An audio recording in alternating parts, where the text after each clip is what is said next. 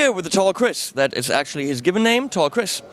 You know Chris, you've seen him a billion times. You were just at Gear Street. We didn't make videos, but you made a ton of videos. Yes. Can't we just like make this video and say watch the other videos from Gear Street with Chris and then we're done?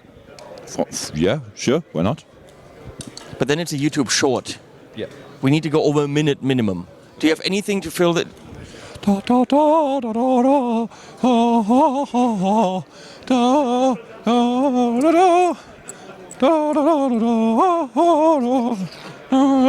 Chris, do you have anything new? The Titan 250. Yeah, but you said you only make like 2 of them or something. No, 6. Okay, 6. So why, are these all gone already? Probably. Yeah, but for the next year, we search you as a customer for the next Titan batch. But you have to give a 1-year membership to a gym as well because you need to be a freaking muscle monster. Yeah. So does it come with the amp? Basically, yes, because it's you can start the morning with like lifting 5 times and then like this and like to the sides, you know.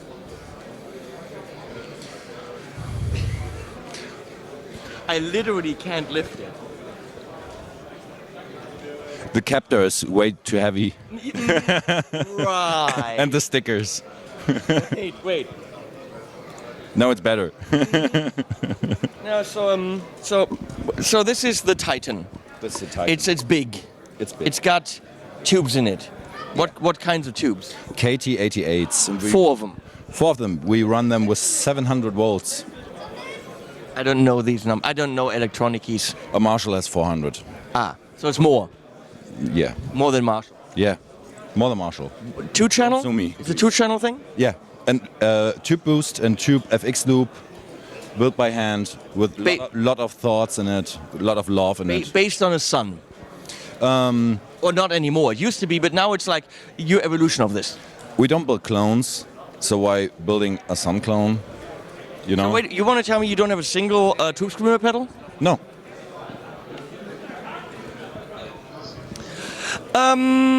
Why the Speakon in the back? I love that we're filming this amp and promoting it, but never showing it from the front. That is so cool. Speakon is a better choice, but guitarists tend to go the classic thing. So we have guitar cabs don't have Speakon. But they should. Oh, I agree, but they don't. So why? You can put a normal cable in it as well. It's a multicon. I know.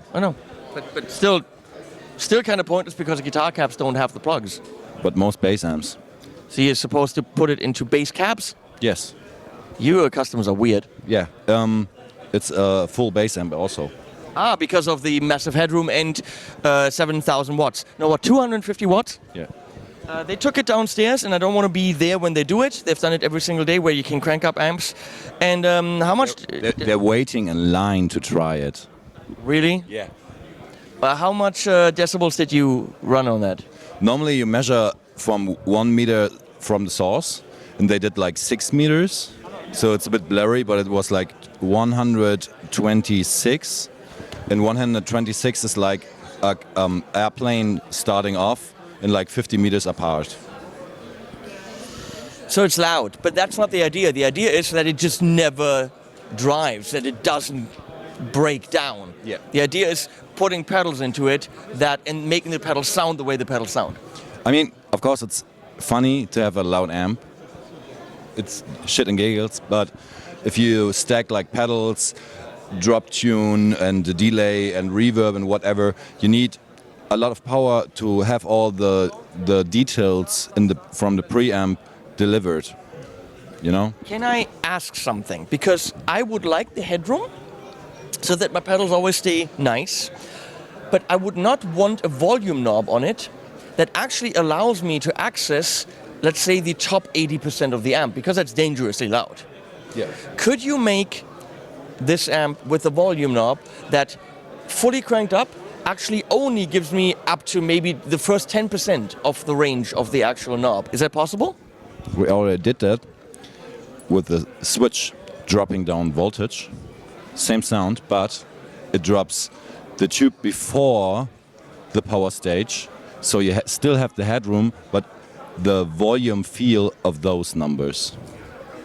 Okay. That's actually manipulating it like some other companies do with dropping tubes and making it quieter. But if I want the full headroom of the 250, We don't drop the power stage. We drop the thing before the phase inverter down. So it feels like you have way less wattage and volume, but the power stage is still full running.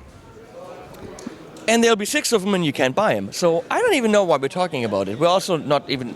We're taking orders. If we get more orders, we build more and employ this guy like full time. We can build like hundreds of them, but first we need to promote it. Which is what we're doing. And this comes with, I mean, it's heavy, it's hefty loud. It also comes with a hefty price tag, right? Yeah. How much? 4,000 euros.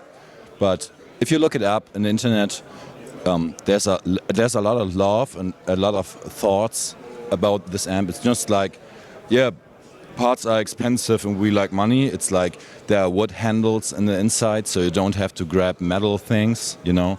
And the panel is like one sheet of metal to reduce the heat. I mean, bottom line is that something that he told me and he wouldn't tell you. If he sells one of these, with all the work and development and everything that goes into it, he can sell a couple of pedals and make the same amount of money. This is not to get rich.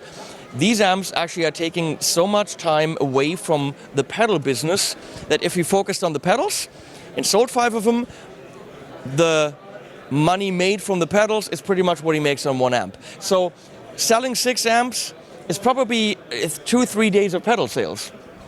Or a week of pedal sales. So this is not to get rich. The price tag of $4,000 isn't to get rich. It's time. Yeah. It's time. Jens, our amp guy, don't finish amps. He's finished when it's like perfect. Like, oh, there's one transistor I have to change before it's like done, you know. And this is all point to point. But the parts that keep the voltage running and whatever, it's like on circuit boards. It's like mixed technology. Like the good thing for the tone. I've seen pictures inside. It looks ridiculous. Yeah. But you have a new pedal too, right? Yeah, the Mario. What does it do other than mix nicely with ketchup? It's a Pultec style for the bass. It's an EQ. Yeah. Yeah. It's you cut the mud like to 60 hertz, and then after that you can crank like 80, 120 to 16 dB. So you have like all the clonk because you first remove the mud, and then you can boost the punch. And here you have a high the frequency. High shelf, okay. High shelf filter as a boost. It's in Pultec style. Very cool. The question is, since I know every single one of your pedals has it, where's the fuzz circuit in this? There's actually no fuzz circuit. You always say that, but then there's a fuzz somewhere. So tell me, where the fuck are you hiding the fuzz? If you put it on 4 and like dime everything, it's going to be fuzzy. Your amp is going to be fuzzy. I don't trust you anymore. You are like, hey, Tesla Wolf, that's kind of like my overdrive. It's a fuzz. Yeah, I did something like, nice distortion, BE style pedal. Then it's a really saturated over distortion fuzz with an octave all of a sudden in it. Like you always have a starting point, and then what happens is it goes into Chris territory. Yes. But that's, I mean, there's a story of Steve Vai, a guy who plays guitar. The Avant guy. That guy. He listened to a Black Crow song. It happened at a party, and everyone was singing along and having a good time with this Black Crow song. And then he said, I want to do that song. The song that when people play it at parties, they're just enjoying it. And then the song that he did is called Pig. And it's literally just the weirdest. It's got vocals on it, but it is the least singable song you've ever heard in your life. But the idea is, here was an idea, a starting point, an inspiration, and that turned into something completely off the wall. So your inspiration might be, I'll do an overdrive, and then it turns into Chris. I know that this is my thing. Why should I do something else? Well, everyone else does everything else. It's easier for me to being just me. And that's why we love you. Danke. I mean, I could say, hey guys, here, have a t-shirt. I don't know, that was maybe funny, I don't know. We're done here, I think. Mayo, buy the amp, but you can't. Order more so they can build them. If you have 4,000 bucks to spend on a 250 million watt amplifier that weighs a ton, but probably makes your pedals sound as good as they've never sounded, I assume. Everybody talks about the amp here.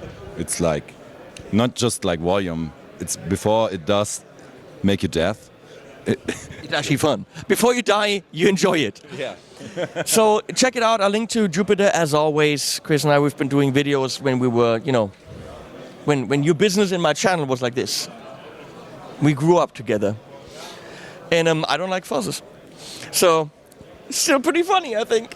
I do all this just to make you like fuzzes. These are all like trying. Oh, I had a great time with Wallow. Come on, I really enjoyed that. And wait, that's the thing. My track for the Silver Machine, You like the Silver Machine, yes. yeah, for solos, yes, but I played rhythms with it, and I did. Yeah, but But in the track with those Moss Ridey Harley Bentons, I played rhythms, and people comment more on that track than on any other music I've done. People always like, you went in a different direction, but I really like it. I thought it was just all faddy. That's not what it's made for. But people love that track. So I like attitude in music is more important than. I like that Chris's stuff makes me think in different ways. Just like with Wallow, you know, he makes me push myself as a musician, and I enjoy that. So thanks, Chris. And I'll put links below. And what do we do at the end? Animals. We support animals at the end.